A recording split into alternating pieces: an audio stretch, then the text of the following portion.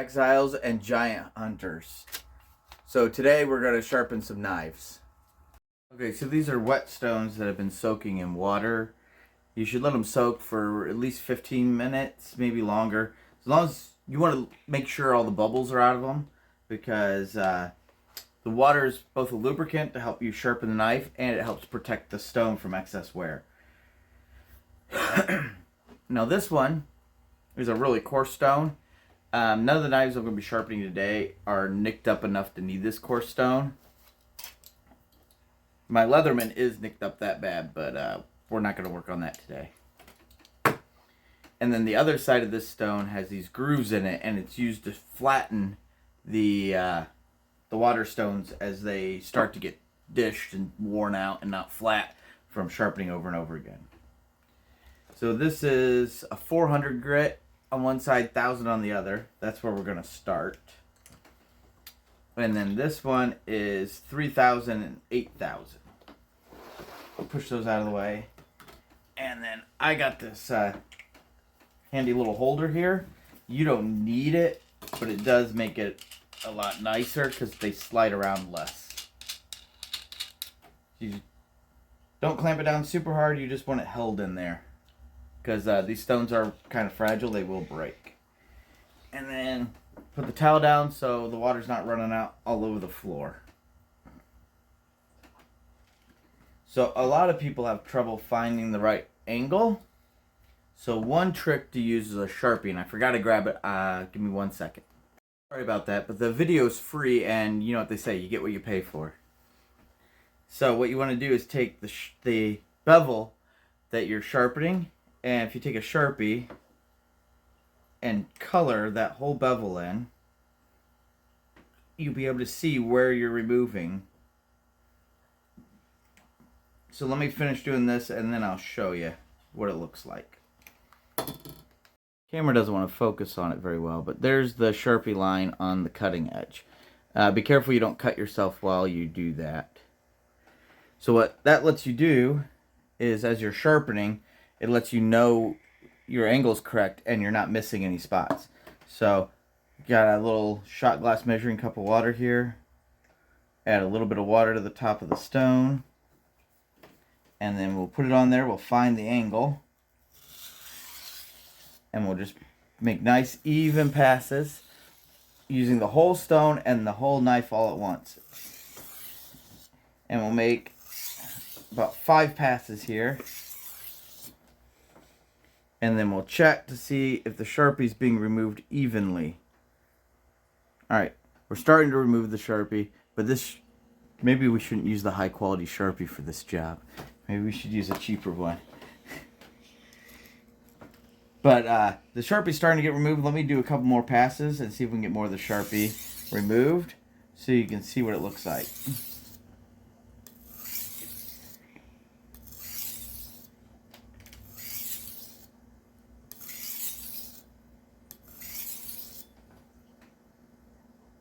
Alright.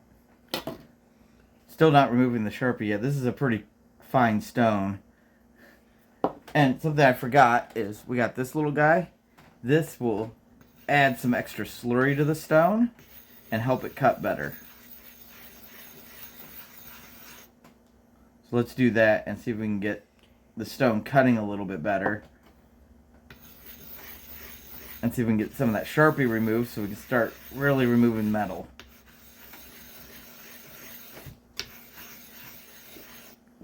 And this stone's soaking up a lot of water. We should have let it soak a little bit longer.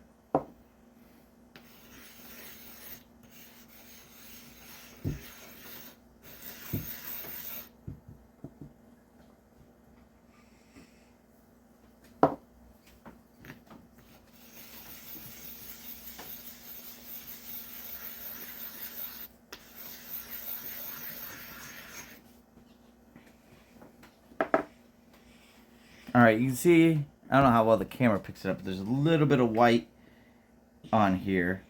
That is this softer stone being pulverized on here, and that leaves a little bit extra grit that'll help remove some of the more material off the knife.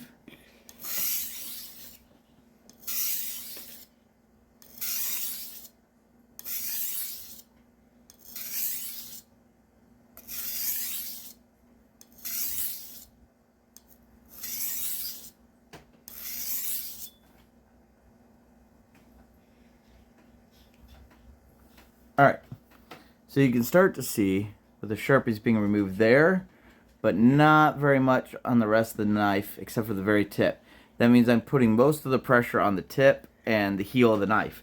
I need that to balance that out a little bit better.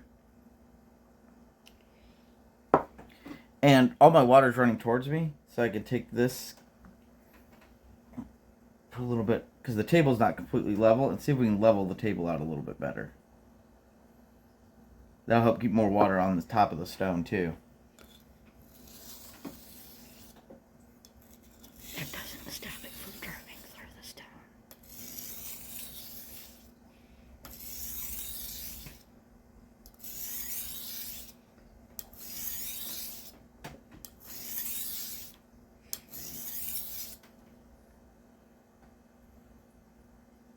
There we go. We're removing more of the Sharpie.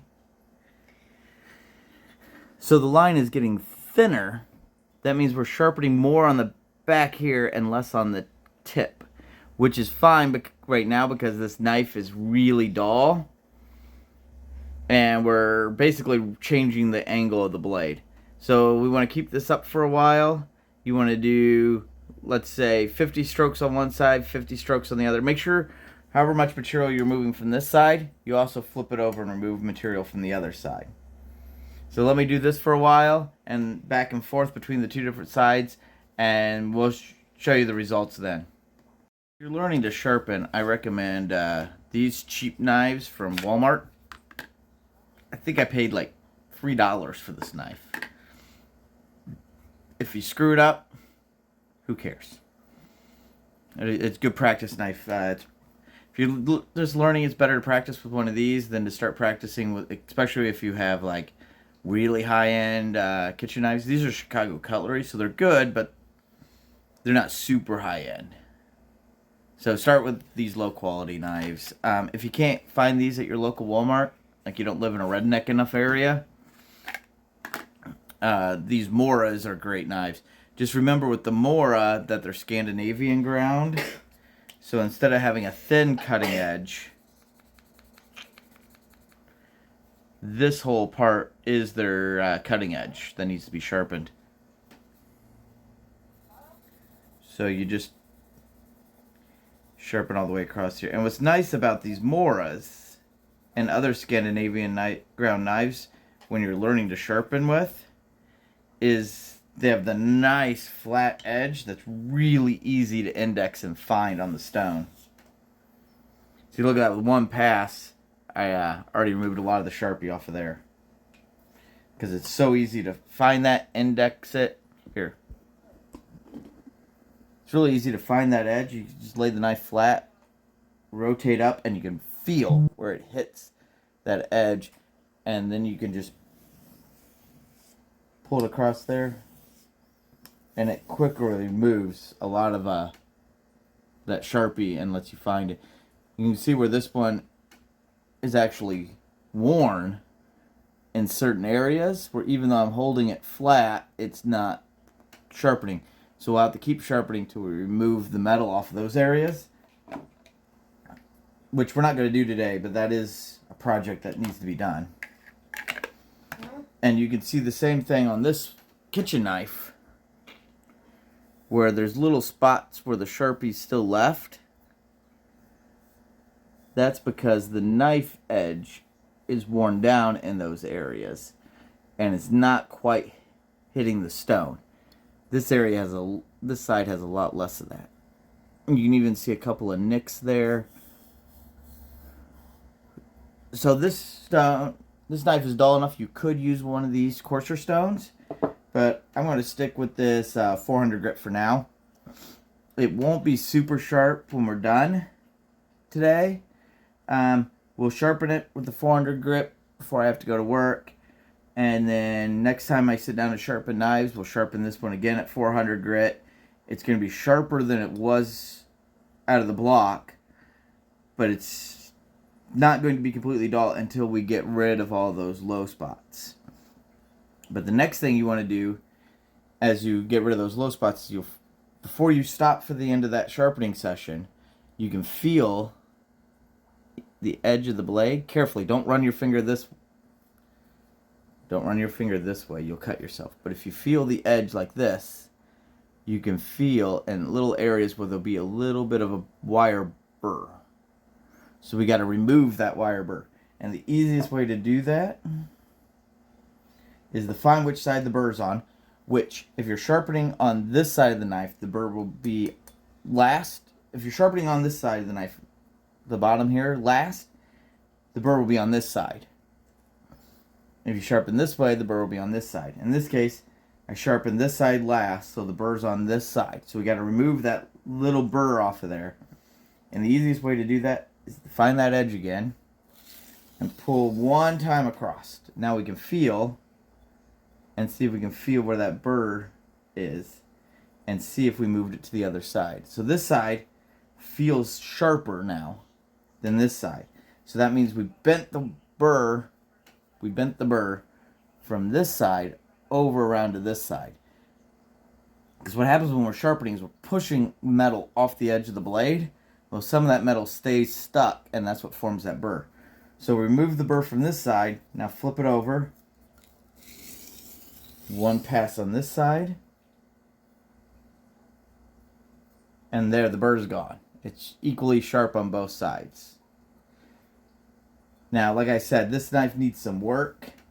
So there will be some spots like where the Sharpie's still there. Where the Sharpie's still on there. Where it doesn't feel 100% sharp. But it's getting there. So what you want to do when you're done with like the 400 grit is you switch to the 1000 grit. Then from the 1000 grit, you work your way up to the 3000, 8000, however sharp you want the knives to be. Really 400 to 1000 is sharp enough for most kitchen knives and most work that we want to do. So that's about all I have for today. I hope you get some stones, learn to sharpen knives. It's a good skill to have because not only does it make working in the kitchen and working in camping and other stuff like that where you're using knives, it actually makes it safer because you have to use less force on the knife, so you're less likely to slip and cut yourself. And it also makes cutting tasks more enjoyable and faster and easier, so you're less like, oh man, I gotta cut up all that chicken. So much work cutting up that chicken. While having a nice sharp knife that just slices right through the chicken quickly makes it a much more pleasant, enjoyable task. So you're more likely to cook at home. You're less likely to go out to eat. It makes the knives last longer because you don't get like these uneven worn spots. Because wait 1 second. Dang. You get less uneven spots because like Sarah's been using this thing before we got married, and